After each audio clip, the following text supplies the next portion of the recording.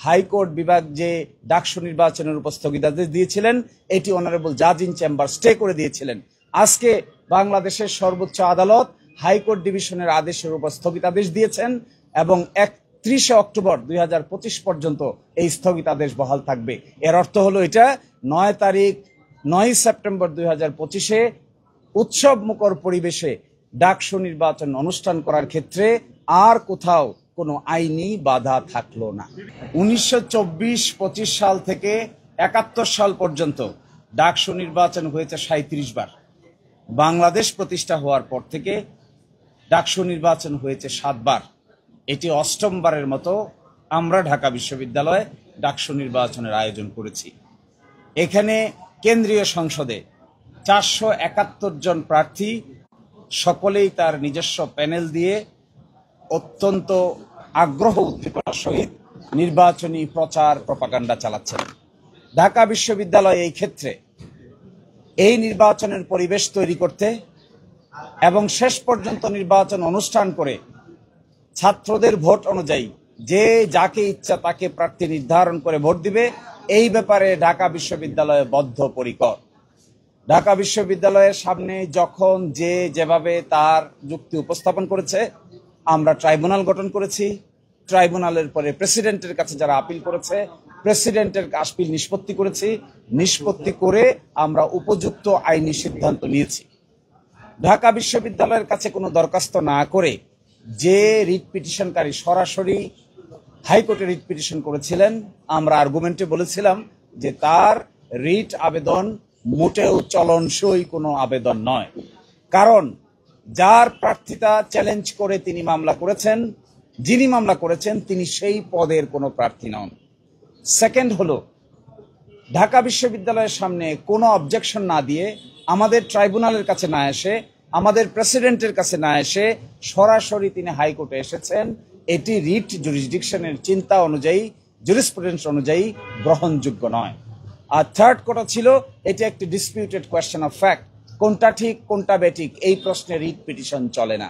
আর আমরা আদালতের সামনে এটাও বলেছিলাম, ঢাকা বিশ্ববিদ্যালয় হিসেবে, অথরিটি হিসেবে এটা একটা অটোনমাস বডি, অনুযায়ী প্রতিষ্ঠিত একটা অটোনমাস বডি, এটা স্বায়ত্তশাসিত প্রতিষ্ঠান।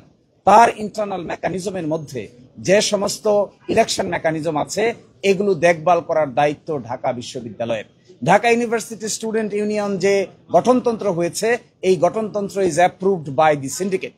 সেই অ্যাপ্রুভ গঠনতন্ত্রের ভিতরে আমরা বিধান করেছিলাম, যদি কারো অবজেকশন থাকে তাহলে তিনি রিটার্নিং অফিসারের সামনে দায়ের করতে পারবেন।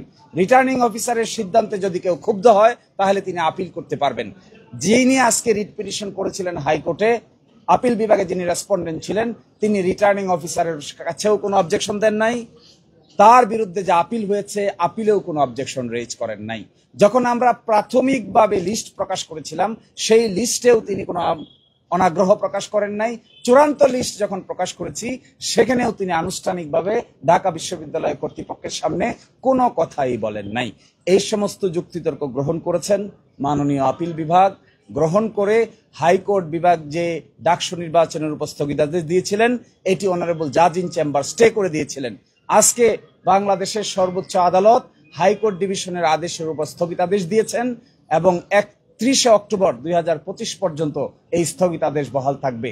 এর অর্থ হলো এটা 9 সেপ্টেম্বর 2025-এ উৎসব মুখর পরিবেশে ডাকসু নির্বাচন অনুষ্ঠান করার ক্ষেত্রে আর কোথাও কোনো আইনি বাধা থাকলো না। 31। এই জন্য আমরা সংশ্লিষ্ট সকলকেই বিশ্ববিদ্যালয়ের পক্ষ থেকে আমরা ধন্যবাদ জানাই, যেন সাংবাদিক সহ সংশ্লিষ্ট সকল মহল, প্রার্থী যে যেখান থেকে প্রার্থী হন না কেন, সকলেই আমাদেরকে সহযোগিতা করবেন যেন বাংলাদেশের সামনে একটা গ্রহণযোগ্য নির্বাচন আমরা উপহার দিতে পারি।